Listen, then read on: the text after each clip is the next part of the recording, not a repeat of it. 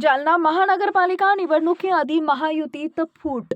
युतीसाठी तब्बल 16 बैठका पार पडल्या, परंतु रस्सीखेचमुळे शेवटी स्वबळावरच. जालना महानगरपालिका निवडणुका 15 जानेवारी रोजी होणार असून जागा वाटपावरून सुरू असलेल्या दीर्घकालीन चर्चांनंतर आणि अंतर्गत मतभेदांमुळे महायुतीत अखेर फूट पडली आहे.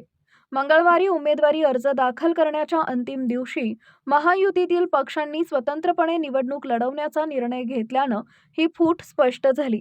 महायुतीतील प्रमुख घटक असलेल्या राष्ट्रवादी काँग्रेस पक्षाच्या अजित पवार गटनं सोमवारी रात्री स्वतंत्रपणे निवडणूक लढवण्याची घोषणा केली.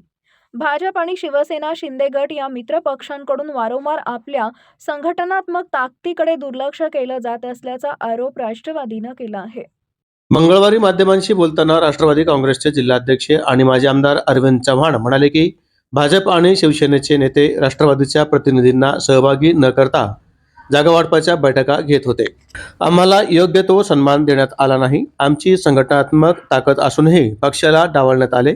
त्यामुळे आम्ही स्वतंत्रपणे निवडणूक लढवण्याचा निर्णय घेतला असून आमची ताकद सिद्ध करू, असे चव्हाण म्हणाले. राष्ट्रवादीचे जिल्हाध्यक्ष अरविंद चव्हाण यांनी सांगितलंय की राष्ट्रवादीनं 50 प्रभागांमध्ये उमेदवार दिले असून महाराष्ट्र नवनिर्माण सेनेशी आघाडी केली आहे. मनसे 6 जागांवर निवडणूक लढवणार आहे. भाजपमधील अंतर्गत गटबाजी ही महायुतीतील चर्चांना अडथळा ठरल्याचं चव्हाण यांनी सांगितलंय. विशेषतः नुकतेच भाजपमध्ये प्रवेश केलेले माजी आमदार कैलास गोरंट्याल आणि ज्येष्ठ नेते भास्कर दानवे भाजप नेते यांच्यातील मतभेदांचा त्यांनी उल्लेख केला. उमेदवारी अर्जाच्या अंतिम दिवशी भाजप आणि शिवसेनेने प्रत्येकी प्रभागामध्ये 65 उमेदवार दिले आहेत, ज्यामुळे महायुतीमधील फूट अधिकृतरित्या स्पष्ट झाली आहे. भाजप नेते आणि माजी आमदार कैलास गोरंट्याल म्हणाले की सुरुवातीला भाजपला 35 आणि शिवसेनेला 30 जागा देण्याचा फॉर्म्युला चर्चेत होता. मात्र शिवसेनेने भाजपच्या पारंपरिक जागांवर दावा केल्याने मतभेद निर्माण झाले आहेत. एकमत न झाल्याने आम्ही स्वतंत्रपणे निवडणूक लढवण्याचा निर्णय घेतला आहे, असे त्यांनी म्हटले. सूत्रांच्या माहितीनुसार मागील आठवड्याभरात अनेक फेऱ्यांमध्ये चर्चा झाली. मात्र भाजपमधील अंतर्गत मतभेद तसेच गोरंट्याल गटाकडून 23हून अधिक जागांची मागणी करण्यात आल्यामुळं चर्चांना खीळ बसली. दरम्यान महाविकास आघाडीनं काँग्रेस, शिवसेना, उद्धव बाळासाहेब ठाकरे आणि राष्ट्रवादी काँग्रेस शरद पवार गट आपले जागा वाटप अंतिम केलं आहे.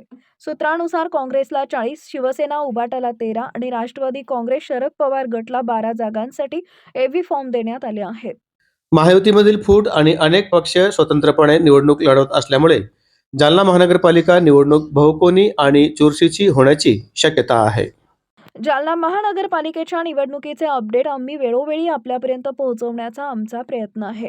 ताज्या घडामोडी जाणून घेण्यासाठी चॅनलला आताच सबस्क्राईब करा, लाईक करा, व्हिडिओ आवडल्यास शेअर करा.